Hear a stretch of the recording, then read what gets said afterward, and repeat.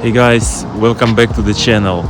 In this episode we are tuning my BMW 330i to stage 2.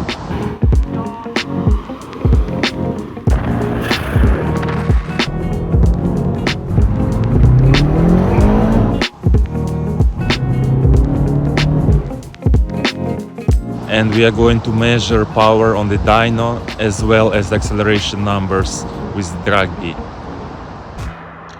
I have a 330i G20 with engine B48 European spec with the OPF. Full engine code you can see on the screen. Everything you will see in this video also applies to other cars with the engine like 230i and 430i. I had several options regarding stage 2 on my car. I could use boot mode 3 standard maps, also known as OTS maps, but I wanted a custom tuning for my car with a dyno run. Initially I planned to have a custom stage 2 map for the Ep.3 ethanol mix. I reached out to Stertman Motorsport, who are quite famous in Sweden. The tuner told me that they cannot guarantee the safety of the E30 tune without hardware that will measure the ethanol content in the fuel. A long story short, the wrong fuel mix can damage the engine. And without appropriate hardware, it's impossible to be 100% sure that the fuel is E30. Having an E30 tune also requires software to switch maps on the fly, such as boot mode 3 when the fuel is not available. Therefore, I've decided to have a custom map for 98 octane. I've already installed the hardware, a 200 cell downpipe, intake and a charge pipe. Check out the previous episode for details. I also wanted boot mode 3 just because I wanted to be able to switch back to stock map when 98 fuel is not available. But it turned out that Stertman doesn't work with boot mode.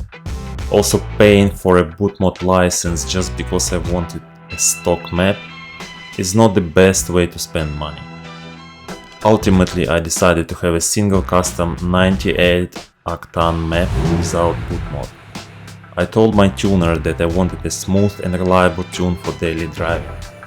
I do not chase the maximum possible horsepower or records on the track. I did not have time to film the tuning session. I apologize, I don't have footage of the process of dyno runs. However, I received some notifications in the BMW app.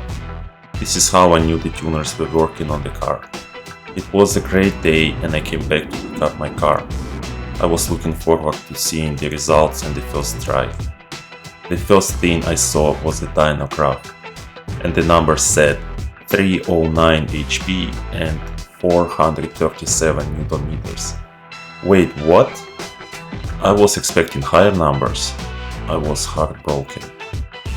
Tuners were explaining to me how the Mustang dyno is showing correct numbers and that B48 does not make 400 Newton meters in stock, and so on and so on. And at that point, I didn't hear them. I was just hearing in my head fellow YouTubers who were talking about an easy 300 wheel horsepower. What wheel horsepower is hard to understand here in Europe. Our horses are different. But my number was 309 and that is what I have documented on the paper. But then it was that moment I started the car and did my first drive with the tune. And man, it was a difference. The car felt much lighter and the throttle response was significantly sharper. Overall, it immediately put a big smile on my face. I just could not understand how is the car so much faster, how is such small horsepower numbers. The Mustang dyno is great at emulating high load engine scenarios and uses different approach than the more popular DynoJet. On the internet, quite a lot of people complaining about overall lower numbers for the Mustang dyno versus other popular dynos. It's not fair to compare horsepower numbers for different dynos. Keep in mind that the dyno is a tool, and the operator applies a lot of parameters and corrections to the measurements. The most important is to use the same dyno under the same conditions when you measure the difference before and after the tune. Let's look at the dyno graph together. We can see a strong difference in lower RPM, which is achieved by more aggressive timings and higher boost pressure. As far as I understand, the boost on my tune is 1.7 bar. There are some nice power gains at 5500 range to the red line. I would like to mention that the baseline run with the stock map and upgraded hardware has shown a fair 269 HP and 397 Nm. Please let me know in the comments what do you think about the graph, and please share your dyno results as well. After some research, my conclusion is that all dyno graphs should be taken with a grain of salt. Numbers on the dyno are often made up to please the customer. I think acceleration test with Draggy or similar device is a better tool to compare different cars. I should mention that immediately after the tuning I noticed a new problem, a vibration under the high acceleration. I visited my mechanic and they found my engine mounts were bad. I've ordered new engine mounts from the BMW dealership. Here you can see how engine mounts look compared to the new ones. The left engine mount had also a big crack. Replacing engine mounts has fixed the issue, the vibration is gone and the car drives very smoothly now. The next step in my tuning was the transmission. BMW G20 330i has a very strong ZF 8-speed transmission. Full code you can see on the screen. It's the same transmission as in the 6-cylinder Ep.3 40i, which is rated for 500 Nm. When you're tuning your 330i, you don't need to worry about the transmission. The only improvement it needs is the software. I flashed the XHP Stage 2 map and it worked so nicely. In comfort mode the shifts are smooth as stock, but in sports mode shifts are crazy fast and a strong punch every time it is shifting up.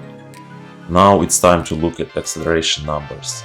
I used Draggy and I did a few runs 0 to 100 and the best I could do was just below 5.2 seconds, which translates to 4.9 seconds 0 to 60 miles. The car is struggling with traction and I could not get better numbers. Then I just did 1/4 mile pull and was satisfied with the number. Please note that there is a positive slope so the car can show even better time. But my goal was not to have the fastest time on the YouTube, I wanted to share some kind of a baseline with you guys. That a 330i with 310 good Swedish horses can make 13.3 seconds quarter mile or faster. Overall, I must say I'm very happy with my tune. My car drives and sounds better. Throttle response is sharper, engine is more punchy and responsive. I should mention that not everything was super easy and smooth like people advertise on the YouTube. And of course I need to spend more money on maintenance now. Thank you for watching guys. If you enjoyed this video, please hit like and subscribe button. That really helps me to make more interesting content. See you in the next one.